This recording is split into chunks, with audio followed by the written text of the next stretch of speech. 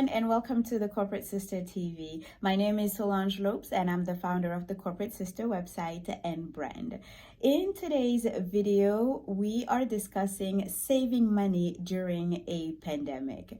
One thing that this pandemic has definitely taught us is that our financial situations can literally change overnight. As a result of this crisis, we've unfortunately witnessed so many people losing their jobs and life savings overnight, and the economy fluctuating up and down in a matter of days as well, which has confirmed the need for all of us to be able to rein in our financial situations a little better, and the need to be able to save money, not just before a crisis occurs, but during this very crisis. It may be a bit counterintuitive to think, well, how do I even set money aside during a pandemic? And this is why I'd like to offer 3 tips for all of us to consider to rein in our financial situations and be able to save more money during this pandemic. The first tip is to work at controlling our impulses. While many of us are able to save money while we're safer at home, just by the sheer fact of not having to drive to work, for example, many of us are also not able to control our impulses and are tempted to overspend, mostly online. It's so easy nowadays as we work from home to simply whip out our card and spend online. It's so easy to order more food out and simply, pay with our credit or debit card. And all of these are examples of instances in which we're very much tempted to overspend, which is why it's so important, one, to identify our tendencies to overspend using things like online shopping and ordering out, for instance, and also to devise processes and systems that work for us in order to control these impulses. For me, it's a matter of using a very tight budget that allows me to allocate my money more wisely and more efficiently.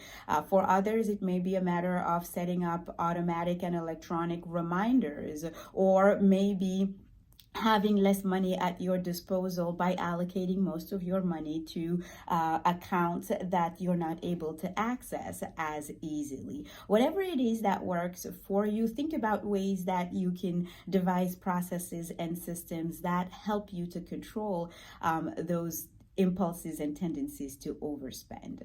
Tip number 2 is to be more proactive about saving. Now, it's one thing to control our impulses. It's another one to actually take action and take the initiative when it comes to saving more money. And that comes in really handy during a crisis. This can be like calling your utility or insurance provider and asking about programs and opportunities to save more money, or maybe establish payment plans with some of your utility or insurance providers, for example. It may be things like talking to our communities and our circles and identify ways that we can pull resources and save money. This is all about taking the initiative to pinpoint ways, processes that we can all use and share in order to set more money aside during a crisis. And last but not least, tip number 3 is to set up an emergency fund, or at least to start setting up an emergency savings fund. Again, it may seem counterintuitive because in the middle of a crisis, the last thing we may want to think about is to save money. But actually, it's in the middle of a crisis that we're reminded how important it is to set money aside. The typical emergency savings fund covers 3 to 6 months of living expenses. However, just starting with half a month or a month can go a long way. So start setting money aside by identifying first those expenses that are not needed, that are more wants than needs, and reallocating money that doesn't need to be spent into an emergency savings fund. It doesn't have to be your whole 3 to 6 month worth of living expenses right away, but beginning with 1 or 2 weeks, half a month, a whole month, 2 months can go a very long way. So as a quick recap, first, controlling our impulses.